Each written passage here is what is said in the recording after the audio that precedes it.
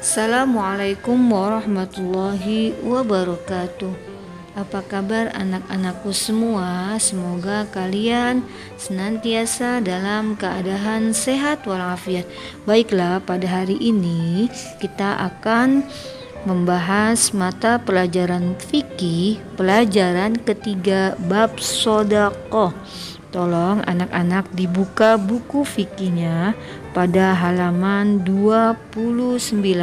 Baiklah, silahkan disimak penjelasan Ustazah berikut ini.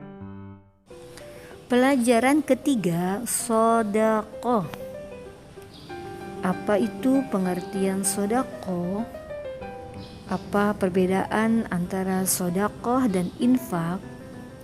Bagaimana ketentuan sodaqoh, simulasi sodaqoh, serta hikmah dari sodaqoh?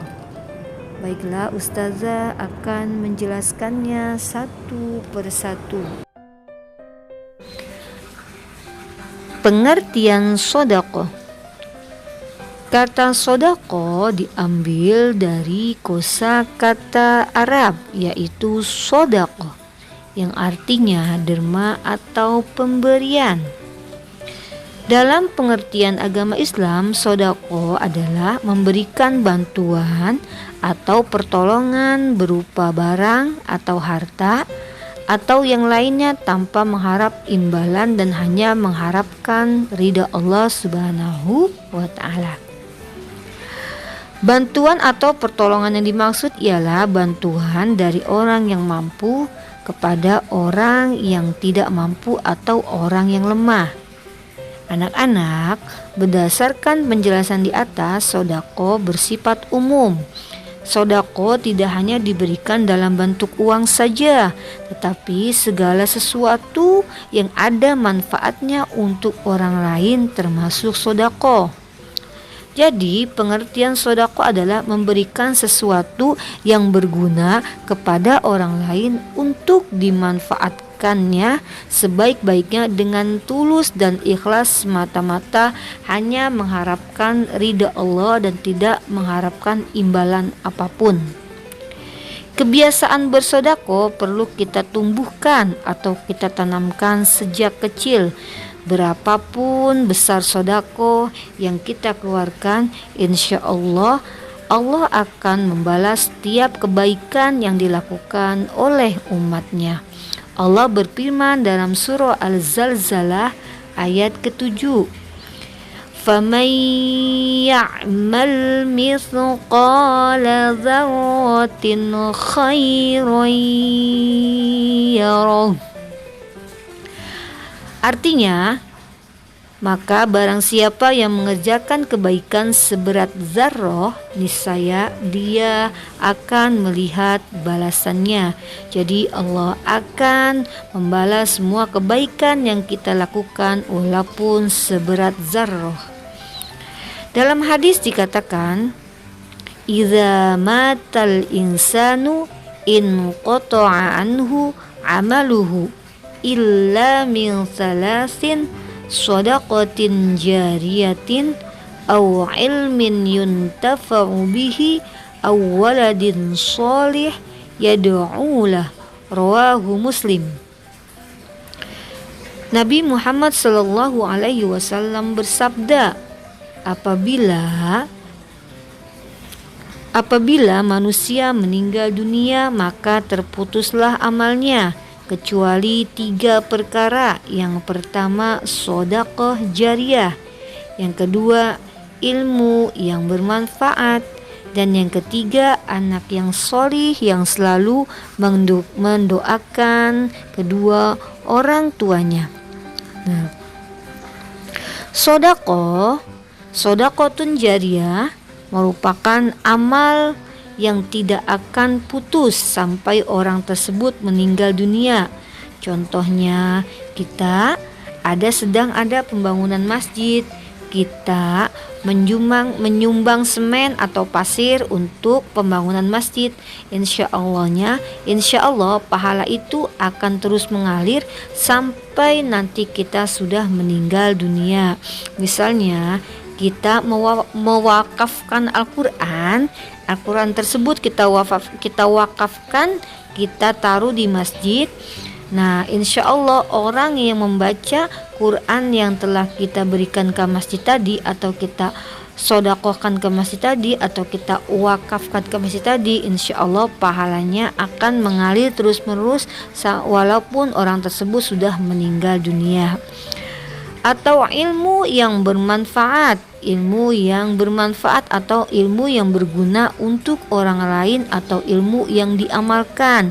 Jadi kalau kita mempunyai ilmu, kita pintar, kita cerdas, maka kecerdasan kita atau ilmu yang kita dapatkan tidak hanya untuk diri kita sendiri, tetapi kita amalkan, kita bagi, kita ajarkan orang lain. Insya Allah pahalanya akan terus mengalir sampai kita nanti telah meninggal dunia.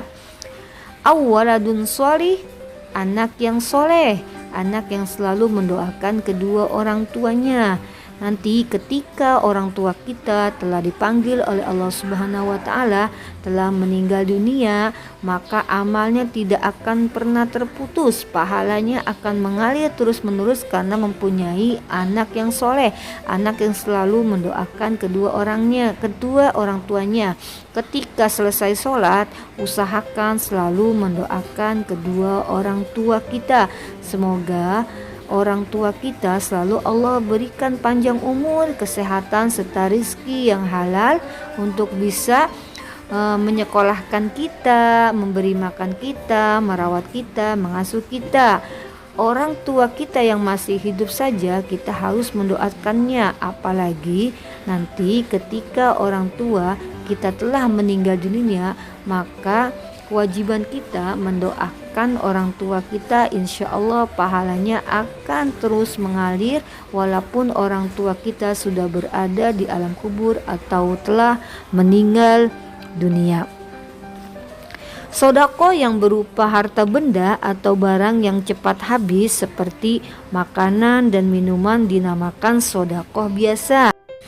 Jadi sodako dengan benda atau barang yang cepat habis seperti makanan dan minuman dinamakan sodako biasa.